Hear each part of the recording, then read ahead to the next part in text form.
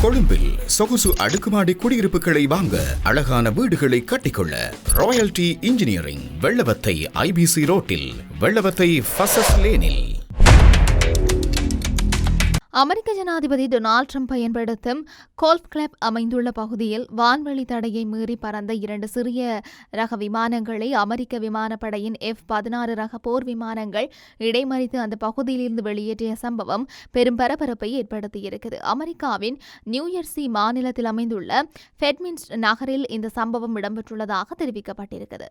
ஃபெட்மின்ஸ்டர் பகுதியில் அமைந்துள்ள Trump national golf கிளப்பை சுற்றியுள்ள வான்வெளியில் குறிப்பிட்ட காலப்பகுதிகளில் விமான போக்குவரத்துக்கு கட்டுப்பாடுகள் விதிக்கப்படுவது வழக்கமாகும். குறிப்பாக அமெரிக்க ஜனாதிபதி அந்த பகுதியில் இருக்கும் சந்தர்ப்பங்களில் பாதுகாப்பு காரணங்களுக்காக வான்வெளி தொடர்பான கட்டுப்பாடுகள் அதிகரிக்கப்படலாம். இந்த நிலையில் ஞாயிற்றுக்கிழமை ஃபெட்மின்ஸ்டர் நகரில் உள்ள ட்ரம்ப் நேஷனல் கோல்ஃப் கிளப்பில் நிகழ்ச்சியொன்று நடைபெற்றுக் கொண்டிருந்த போது 2 சிறிய ரக விமானங்கள் அனுமதிக்கப்பட்ட வான்வெளி எல்லைக்குள் அத்துமீறி நுழைந்ததாக தகவல்கள் வெளியாகி இருக்கின்றன. குறித்த விமானங்கள் தடை செய்யப்பட்ட அல்லது கட்டுப்படுத்த வான்வெளிக்குள் நுழைந்ததைத் தொடர்ந்து அமெரிக்க வான்வெளி பாதுகாப்பு கட்டளை அமைப்பான NORAD நடவடிக்கையில் ஈடுபட்டதாக தெரிவிக்கப்பட்டிருக்கிறது. இதையடுத்து அமெரிக்க விமானப்படையைச் சேர்ந்த F-16 ரக போர் விமானங்கள் சம்பவ இடத்திற்கு அனுப்பப்பட்டு வான்வெளி விதிமுறைகளை மீறியதாக கூறப்படும் 2 சிறிய விமானங்களையும் இடைமறித்திருக்கின்றன. அந்த 2 விமானங்களும் பாதுகாப்பு நடவடிக்கையின் கீழ் அந்த பகுதியில் இருந்து வெளியேற்றப்பட்டதாக தகவல்கள் தெரிவித்து இருக்கின்றன. இந்த சம்பவம் தொடர்பான தகவல்களை அமெரிக்க ஊடகங்கள் வெளியிட்டிருக்கின்றன. குறிப்பாக F-16 போர் விமானங்கள் குறித்த 2 சிறிய ரக விமானங்களையும் இடைமறித்து அவை தடை செய்யப்பட்ட வான்வெளி பகுதியில் தொடர்ந்து பயணிப்பதை தடுத்ததாக தெரிவிக்கப்பட்டிருக்கிறது. இந்த சம்பவம் இடம்பெற்ற நேரத்தில் ட்ரம்ப் நேஷனல் கோல்ஃப் கிளப்பில் ஜனாதிபதி டொனால்ட் ட்ரம்ப் தொடர்பான நிகழ்ச்சி நடைபெற்றுக் கொண்டிருந்ததாக தெரிவிக்கப்பட்டுள்ளதால் இந்த வான்வெளி அத்துமீறல் சம்பவம் கூடுதல் கவனத்தை பெற்றிருக்கிறது.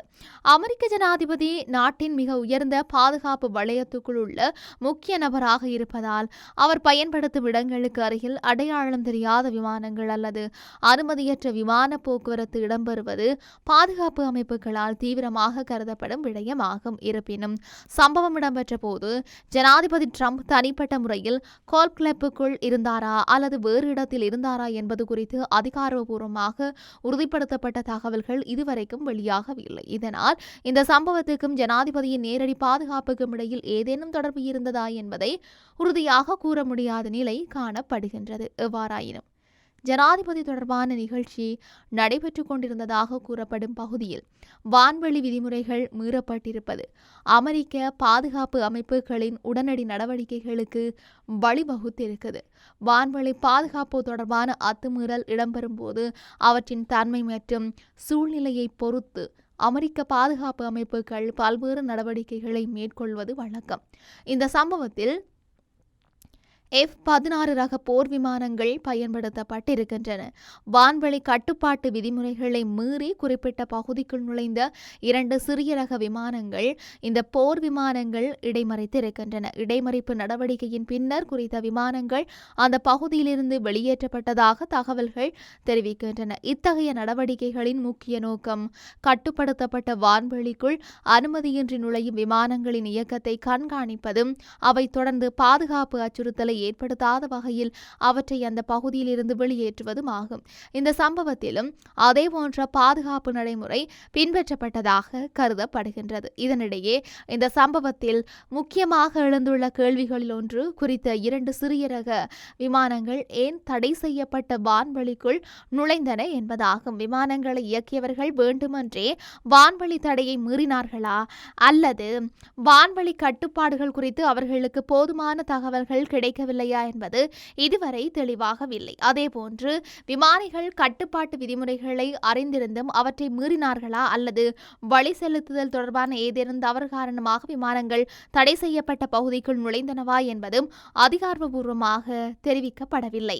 இந்த கேள்விகளுக்கான பதில்கள் சம்பந்தப்பட்ட அதிகாரிகளின் மேலதிக விசாரணைகளின் பின்னரே தெரிய வரும் என்று சொல்லி எதிர்பார்க்கப்படுகிறது. இந்த சம்பவம் தொடர்பாக இதுவரைக்கும் அதிகாரிகள் முழுமையான விளக்கத்தை வெளியிடவில்லை என்றும், குறிப்பாக 2 விமானங்களையும் இயக்கியவர்கள் யார், அவர்கள் எந்த பகுதியிலிருந்து புறப்பட்டார்கள், அவர்களின் விமான பயணத்தின் இலக்கு என்ன, அவர்கள் ஏன் தடை செய்யப்பட்ட வான்வெளிக்குள் நுழைந்தார்கள் போன்ற கேள்விகளுக்கு தெளிவான பதில்கள் இதுவரை வெளியாகவில்லை.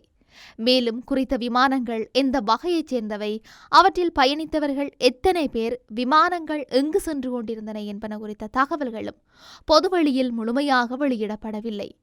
இதனால் தற்போது கிடைத்துள்ள தகவல்களின் அடிப்படையில் இந்த சம்பவத்தை திட்டமிட்ட பாதுகாப்பு அச்சுறுத்தல் என்று கருத முடியாது. அதேவேளை சம்பவம் சாதாரண வழிச்செலுத்தல் தவறா அல்லது வேறு காரணத்தினால் ஏற்பட்டதா என்பதையும் உறுதியாக கூற முடியாத நிலை காணப்படுது. அமெரிக்க ஜனாதிபதி பயணம் மேற்கொள்ளும் அல்லது தங்கியிருக்கும் பகுதிகளில் பாதுகாப்பு நடவடிக்கைகள் பொதுவாக பல அடுக்குகளில் மேற்கொள்ளப்பட்டிருக்கின்றன. தரைவழி பாதுகாப்புடன் மட்டுமல்லாமல் வான்வெளி மற்றும் கடல்வழி பாதுகாப்புக்கும் தேவைக்கேற்ப கண்காணிக்கப்படுகின்றது. குறிப்பாக ஜனாதிபதி பயன்படுத்தும் தனியார் அல்லது பொது இடங்களுக்கு அருகிலுள்ள வான்வெளியில் கட்டுப்பாடுகள் விதிக்கப்படும் போது அந்த விதிமுறைகளை மீறும் விமானங்கள் குறித்து பாதுகாப்பு அமைப்புகள் உடனடியாக நடவடிக்கை எடுக்க வேண்டிய நிலை ஏற்படுகின்றது. பென்மிஸ்டர் சம்பவத்திலும் குறித்த பாதுகாப்பு அமைப்பு விரைவாக செயல்பட்டுள்ளதாக தெரிவிக்கப்பட்டிருக்கிறது. 2 சிறிய விமானங்கள் வான்வெளி தடையை மீறியதை தொடர்ந்து F-16 போர் விமானங்கள் அனுப்பப்பட்டிருப்பது அமெரிக்க பாதுகாப்பு அமைப்புகள் இத்தகைய அத்துமீறல்களை எவ்வளவு தீவிரமாக காண்கின்றன என்பதையும் எடுத்து காட்டுகிறது. இந்த நிலையில் இந்த சம்பவம் தொடர்பில் பல முக்கியமான கேள்விகள் எழுந்திருக்கின்றன. முதலாவதாக, குறித்த 2 விமானங்களும் எவ்வாறு கட்டுப்படுத்தப்பட்ட வான்வெளிக்குள் நுழைந்தன என்பது தொடர்பில் விசாரணை நடைபெற வேண்டியிருக்கிறது. இரண்டாவதாக, விமானிகளுக்குள் அந்த பகுதியில் விதிக்கப்பட்டிருந்த வான்வெளி கட்டுப்பாடுகள் தொடர்பில் முன்கூட்டியே தகவல் வழங்கப்பட்டிருந்ததா என்பது தெரிய வேண்டியுள்ளது.